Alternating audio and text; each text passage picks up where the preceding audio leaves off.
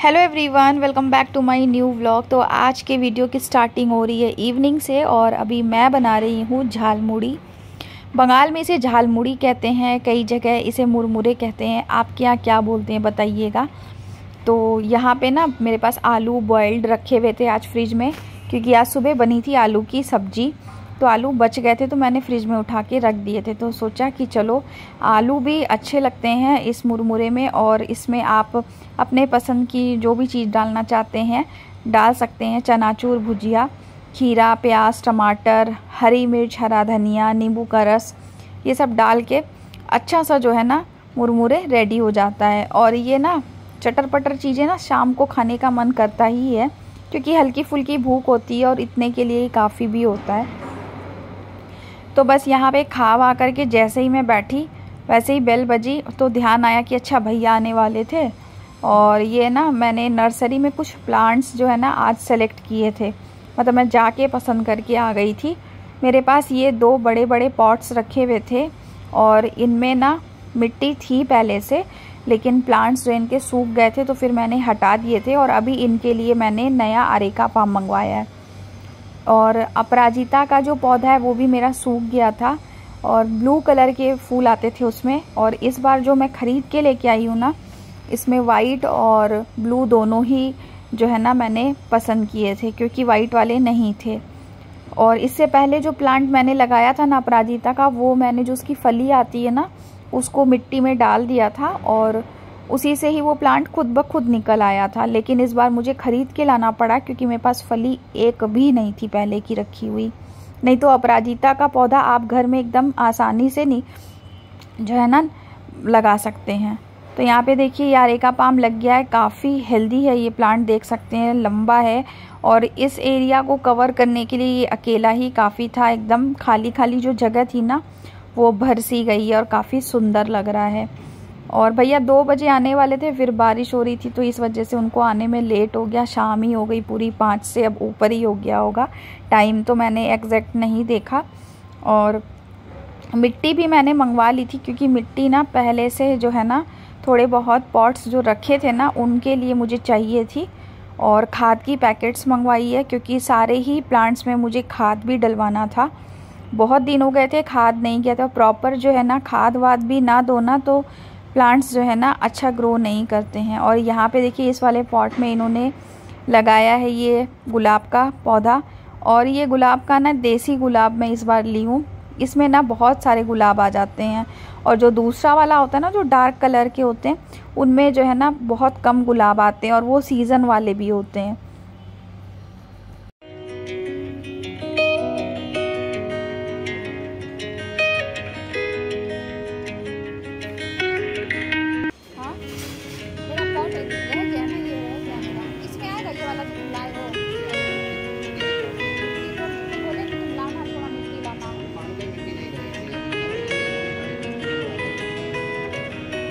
तो यहाँ पे सारे ही पॉट्स की जो मिट्टी है वो एकदम बैठ हुई थी। महीने भर में एक बार तो आपको मिट्टी लूज़ करनी ही पड़ेगी, क्योंकि पानी देते देते क्या होता है ना मिट्टी बैठ जाती है तो फिर क्या है प्लांट अच्छा ग्रो नहीं करता है। और इसमें खाद भी दिए काफ़ी दिन हो गया था, मतलब 2 महीने से ऊपर हो गया था। और हर 2-2 महीने पे आपको खाद भी देना बहुत ज़रूरी है।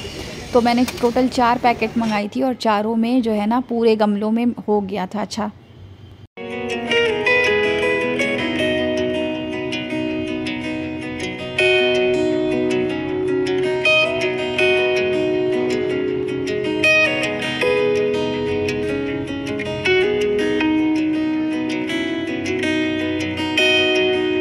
तो यहाँ पे अब देखिए बालकनी क्लीन हो चुकी है, और आज पतिदेव ने मुझ पे दया कर दी और बोला कि छोड़ो तुम आज रहने दो, मैं धो देता हूँ बालकनी।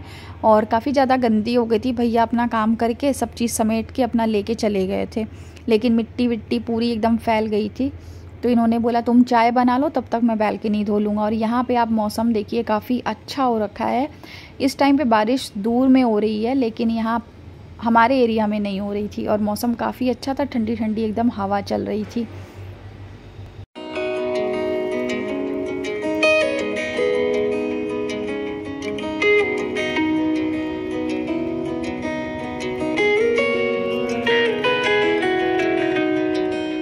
अब मैं आ गई हूँ किचन में और आज बन रही है डिनर में पाव भाजी।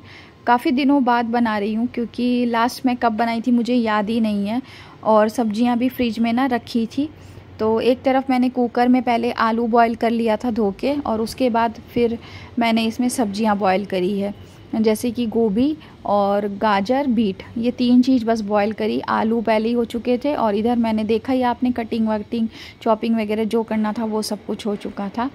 और यहाँ पे एक चटनी बना रही हूँ मैं, जो कि हम स्ट्रीट साइड में जब भी पाव भाजी खाते हैं ना तो हमें जो टेस्ट आता है वो इस चटनी की वजह से ही आता है। बहुत अच्छी लगती है वो पाव भाजी खाने में।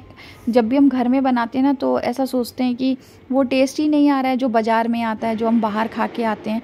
तो वो लोग क्या करते हैं ना कि जो सूखी वाली लाल मिर्च होती है उसको भिगोते हैं पानी में, और उसके बाद उसमें लहसुन और जीरा डाल के एक स्मूथ सा पेस्ट बना लेते हैं, एक चटनी जैसा। वही मैंने किया है अभी।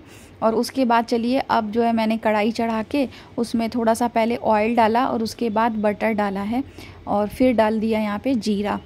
अभी जो भी यहाँ पे मैंने कटिंग करके रखी है ना सब्जियाँ, जैसे कि टमाटर को छोड़ के मैं सारी चीज़ें इकट्ठी डाल दूँगी।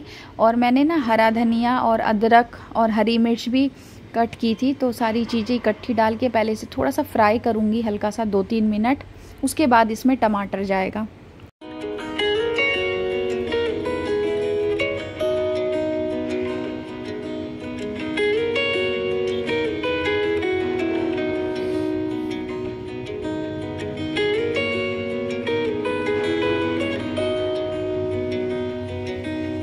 तो यहाँ पे मैंने फ्रोज़न मटर लिया था और उसे अच्छे से धो लिया था पहले, और उसके बाद में अब यहाँ पे मसाले डाल रही हूँ। जैसे कि थोड़ा सा मैंने इसमें हल्दी डाला है, उसके बाद लाल मिर्ची पाउडर, कस्तूरी मेथी, और जो चटनी बना के रखी है वो डाल दूँगी। और उसके बाद में फिर इसमें जाएगा पाव भाजी का मसाला।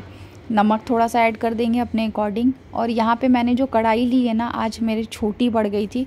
हम बाहर तो क्या होता है ना कि वो लोग बहुत बड़े बड़े बर्तन यूज़ करते हैं, मतलब तवा उनका काफ़ी बड़ा रहता है पाव भाजी बनाने वाला। घर पे तो हमारे पास वो सारी चीज़ें होती नहीं है, तो हम बड़ी कढ़ाई ले सकते हैं, लेकिन पता नहीं मुझे समझ ही नहीं आया और मैंने ये वाली कढ़ाई चढ़ा दी। और ये बनने के बाद इतनी भर गई थी ऊपर तक, अभी आप देखना। और सारी चीज़ें जब इकट्ठी गई ना उसके बाद इसकी क्वांटिटी बढ़ गई थी, तो मुझे लगा कि नहीं, मुझे छोटा बर्तन लिया, बड़ा लेना चाहिए था। तो देखिए बस यहाँ पे जो सब्जी मैंने बॉईल करके रखा था वो डाल दिया। अब इसमें आलू मैश करके डाल दूँगी और इसे हम अच्छी से मैश करेंगे। बहुत ज़्यादा मैश नहीं करना, एकदम हलवा नहीं बनाना है। हल्का हल्का जो चंक्स है ना सब्जियों का वो रहने देंगे। मटर को मैंने थोड़ा खड़ा ही रख लिया था, क्योंकि हमारे यहाँ जो है ना एकदम घुटी हुई जो होती है ना भाजी, वो अच्छी नहीं लगती है। और फिर यहाँ पे मैंने गर्म पानी डाला है और उससे पहले डाल दिया था बटर। और बटर बिना तो पाव भाजी अच्छी लगेगी ही नहीं, तो मैंने जो है बीच बीच में 2-3 बार जो है ना इसमें बटर डाला है। पानी डालती गई अपने अकॉर्डिंग, बस जितना गाढ़ा पतला आपको खाना है उस हिसाब से आप पानी ऐड कर लीजिए। और यहाँ पे देखिए कढ़ाई जो है ना अभी इसमें बॉयल आ गया है और ये एकदम भर चुकी है। मतलब मुझे चलाने में भी ना इसे ऐसे लग रहा था कि कहीं गिर ना जाए बाहर निकल करके।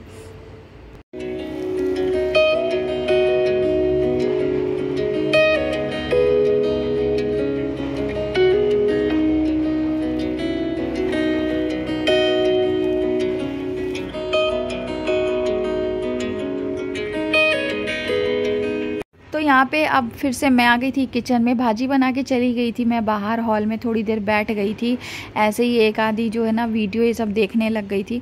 कुछ वीडियो की ना व्लॉग्स की आदत हो जाती है, किसी किसी के व्लॉग्स देखना अच्छा लगता है और थोड़ा सा मूड भी फ्रेश हो जाता है। नहीं तो वही काम काम सारा दिन इंसान काम भी कितना करेगा, तो खुद को थोड़ा सा रिफ़्रेश करने के लिए ना ये सारी चीज़ें भी ज़रूरी है। और उसके बाद फिर जब अयन को भूख लगी, मैंने पूछा तो उसने बोला मम्मी बना दो आप।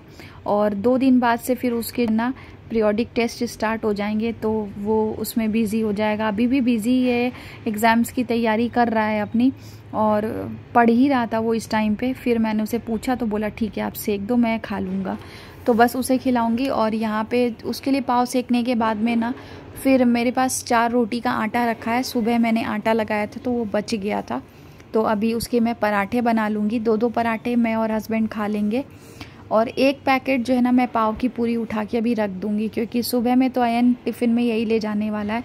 आपके बच्चे भी ऐसे करते हैं क्या? जिस दिन इस टाइप की कोई चीज़ बनती है, जैसे पाव भाजी हो गई या फिर पनीर की सब्ज़ी हो गई, तो वो अगले दिन ना पराठा लेके चला जाता है पनीर की सब्ज़ी के साथ। और पाव भाजी बनती है तो भाजी बोल देता है सुबह में कि गरम कर दो मम्मी और पाव सेक दो।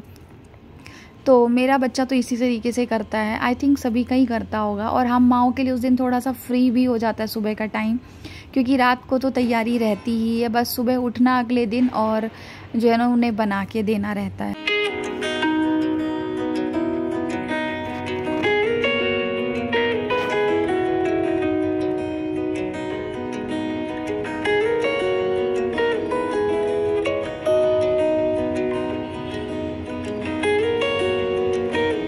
प्लांट को मैंने रात को अंदर कर दिया था, क्योंकि बाहर में ना बहुत सारे प्लांट्स हो गए थे और ये एरिया जो है ना सूना सूना सा लग रहा था।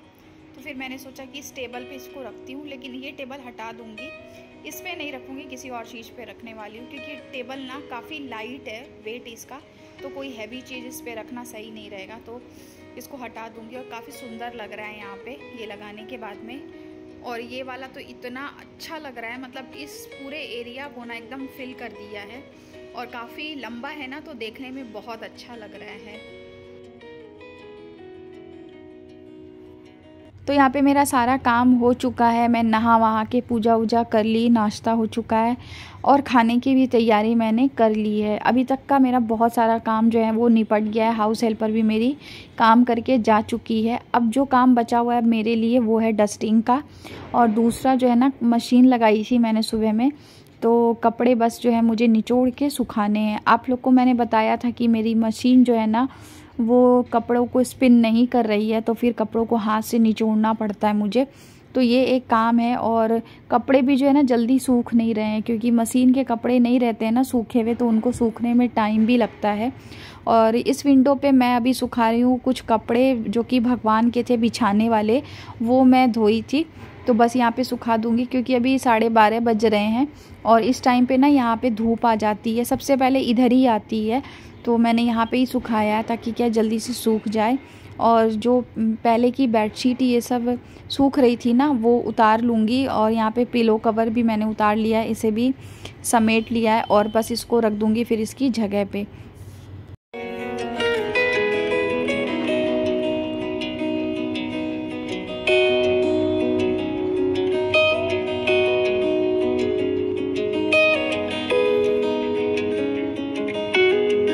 तो यहाँ पे मैं लॉन्ड्री स्टैंड को बाहर निकाली हूँ इस वाले वॉशरूम से, और अब इसको लेके चलते हैं बालकनी में, फटाफट से कपड़े सुखा लेते हैं।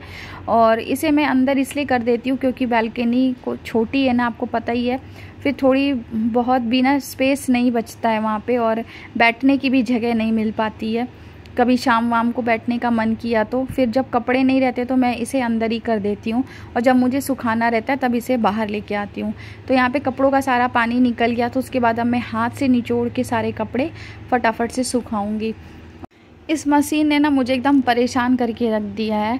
हालांकि ये बोल तो रहे हैं कि चलो चल के ले लो, मैंने जो है ना पसंद भी कर लिया है, मैं जाके देख के आ चुकी हूँ। बस मैंने आप लोगों को नहीं बताया, मतलब दिखाया नहीं कि मैं गई थी मॉल और वहाँ पे कौन सी जो है मशीन अपने लिए वॉशिंग मशीन सेलेक्ट करके रखी हूँ, और मैं ले क्यों नहीं रही हूँ ये भी आपको बता देती हूँ। क्योंकि आपको पता ही है जब घर पे बात आती है, कोई चीज़ लाना रहता है ना, तो हम 10 बार सोचते हैं, समझते हैं, मतलब पैसे को सोचते हैं कि कैसे बचा सकें। तो मेरे दिमाग में एक चीज़ चल रही थी कि अभी ना सेल आने वाली है 15 अगस्त की, तो मैं रुक जाती हूँ।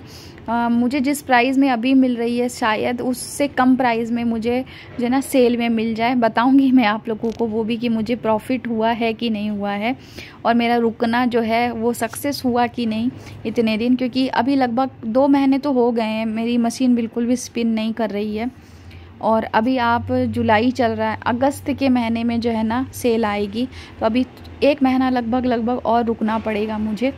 तो देखते हैं, और जब भी जो भी होना रहता है ना वो तभी होता है।